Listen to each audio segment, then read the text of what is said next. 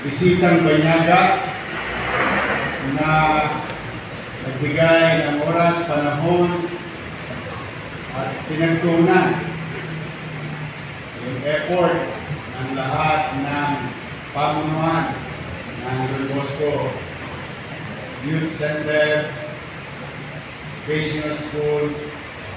Sabay-sabay nating palakpakan Dr. Suresh Kumar.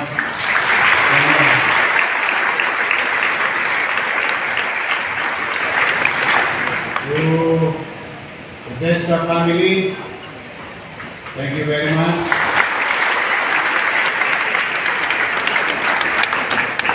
Sa ating mga kaparian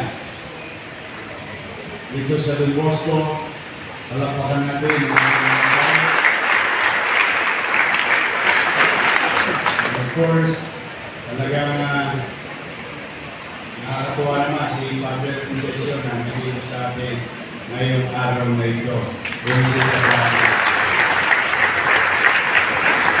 Katulad ng mga dalaga sa Napa, nandito rin ang kasing ganda niyo ang Vice Mayor. Chief Concession. At totoo po, I, for one, is a witness. The good heart of Mr. Enrique Rason, o mas kilala namin on how do we call him in a colloquial manner, relaxed manner. Mas kinikilala namin siyang si Ikea. Eh, talaga po mabuti ang kanyang puso. Siya po ay, kung mapapansin ninyo at pagsiyasat ninyo, isa sa 10, senior 1, 2, 3 na pinakamayaman sa buong Pilipinas. By the billions, not peso, not dollars. But, why did I mention that? Alam nyo, saan lumago ang ICTSI o even Mr. Enrique Rason? Alam nyo saan? Sa Tondo. He was trained, the same thing, the same training na nakuha ninyo. Skills. Hindi naman na ituturo kung paano patakbuhin ng beer kung wala kang abilidad. Diyan siya sa Puerto, kung tawagin namin.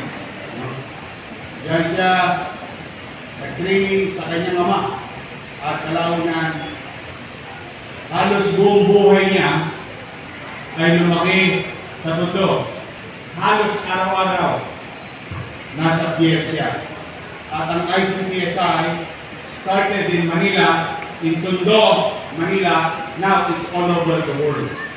So just imagine what you can do with the skills na nakuha ninyo dahil sa kabutihan loob ng Don Bosco.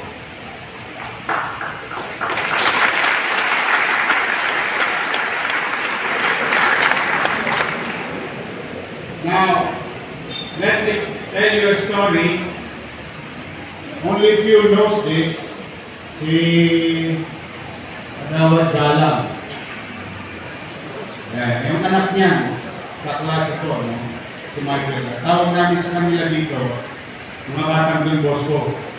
Kami yung batang Leones. Doon pa kami.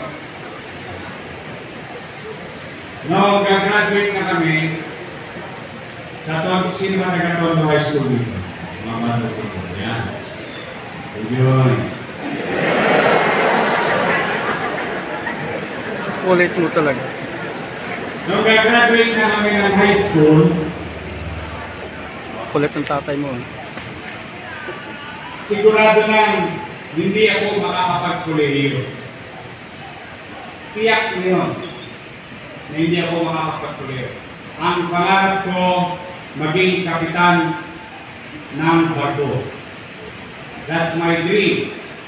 Dahil nung dekada 80, dalawa lang naman ang pagpipilian mo. Sa babae, pumunta ka ng Japan, yayaman ka.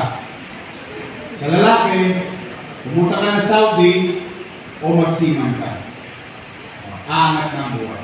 Kaya makikita mo rito sa Don Bosco o doon sa Oriones, hanggang lang ang dula. May mga bahay, may angkla sa labas.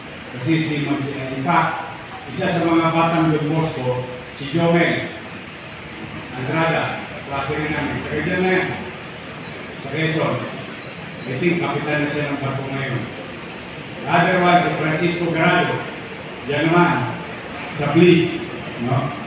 Ito mga binabanggit kong mga kabataan na kaklase ko, mga batang Don Bosco yan. Mga taga-rito yan. Dinadali namin, lalabang kami ng basketball yan sa kapila. So, telling a story, na hindi na ako makakapag-tuloy yun. Hindi ko na makakamit yung pangarap ko.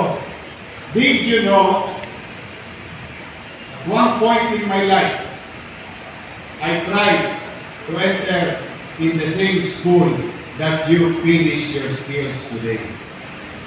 Nagbalak akong pumasok sa Don Bosco Vocational. Alam niyo ang kurso ng araw? Dalawa lang, automotive at electrical. Dahil gusto ko maggawa ng muffler.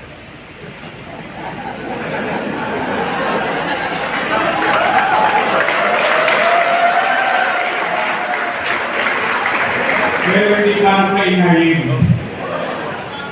Kasi ng araw, tiyak at malaki ang tsansa na kapag graduate ka rito sa Don Bosco training, ma-hire ka ng Lugalos. That's how it is. Tama yung sinabi ni Father kanina. Kung hindi ako mag-aral, nandun ako sa kanto.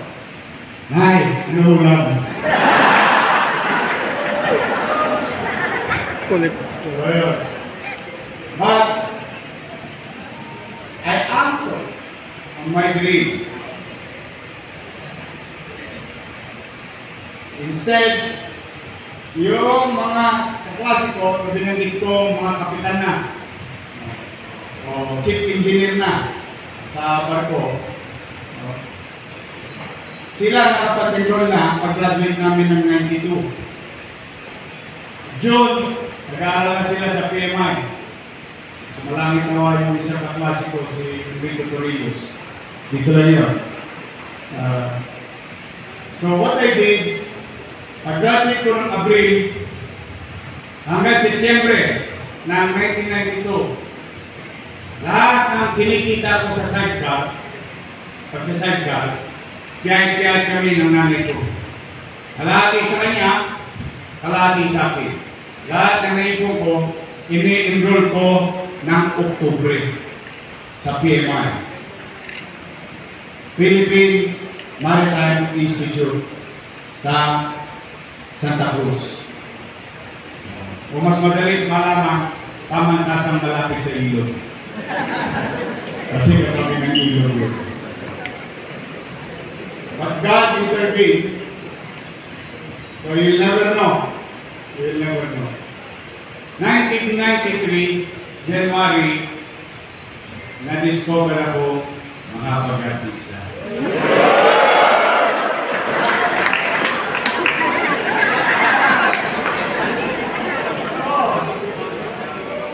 Sino bang mag-aalala? Paniling, libagin, pwede mag-artista.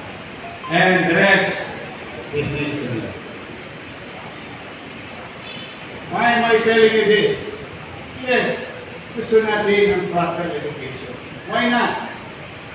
Kaya lamang, sa hirap ng buhay natin at ng ating magulang, minsan, napupunta tayo sa pader. Ang harapan natin ay pader. So, a normal person, or any John, Doe, and Mary, will look at it as a stopping point. At sa totoo lamang, all you have to do is gumawa ng hagdanan para makapunta ka sa kabilang dako ng pader. So, you should not let challenges stop you in achieving your goals and dreams. You must continue to pursue. In this case, you are masuswerte kayo. Meron tayong ganitong institution, training center, wherein we are given opportunity to hone, to excel in our skills, and to be part of our economic growth as economic drivers or participants. And thanks to ICTSI sa kabutihan ng puso nila, sana mabasa sila ng ulan nang dumami pa sila.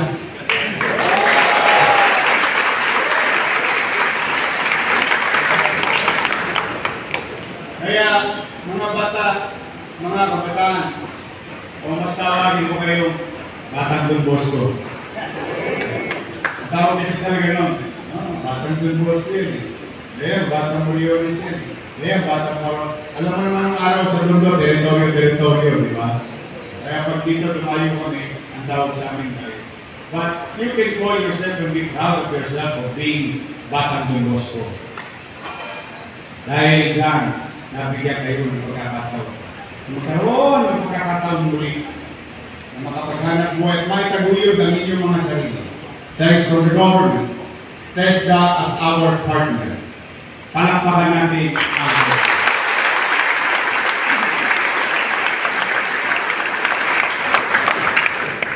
Hindi lang kayo pangluhan, pang-international pa kayo. Today is the day. So, I'm proud of you. I'm proud of you because you valued your time. Pinahalagan ninyo yung oras ninyo. Instead na tumambay sa kanto at tanungin ang nanay nyo. Kung nangamulan. Dinabuti yung tumuwo sa institusyon na ito and equip yourself so that you can confront the challenges of our lives, economically speaking. Yun, this is the first step by getting tools and equipment to better yourself. Kaya, huwag kayo susuko, machachampan rin sa nakikita ko sa mga pagmamukha nyo ngayon. Marami rin matidiscover ng mga artista sa inyo. Charot.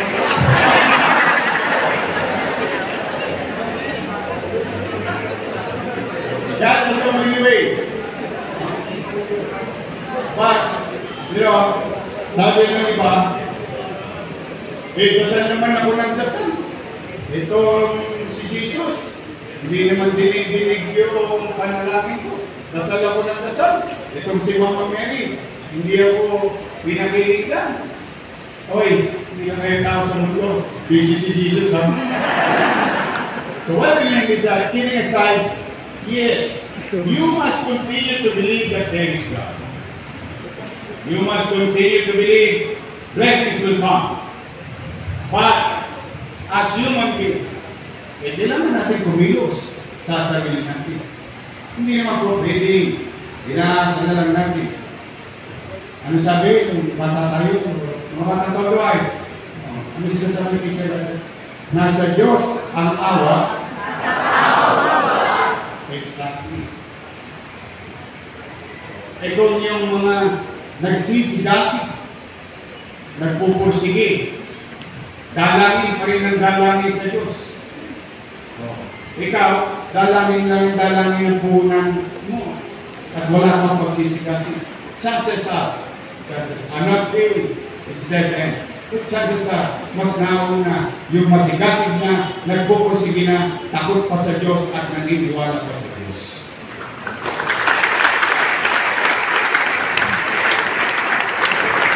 And that's all you all know, since my first term, at itong bagong term ito, as you can see, why I always tell everyone, after everything is said and done, sa dulo, ano sinasabi ko? Manila, God first. Why? Simply because I, for one, and maybe many, or maybe all of you here, believe that there is more higher being or more powerful than us. Because after we did whatever we can do, or what we should be doing, we only let God. Do your best and let God do the rest. So that's why I always tell the people, we must, immaterial, ano man ang taniwa, you must believe that there is higher being. I, as Catholic, I believe in Jesus. I believe in Mama Mary. I believe in saints. While I respect others, their beliefs. But one common thing about us as human beings, not only as leaders, we must continue to believe that there is higher being. Yun, mahalaga. Pag may takot sa Diyos, tayo pa paano? Hindi man tayo magiging santo. At least nasa purgatorio ako din na malapit-lapit na. Kaya ngayon, I congratulate each and everyone. I congratulate the institution pursuing excellence in the field of undertaking. Now we got the attention of the Asia Pacific.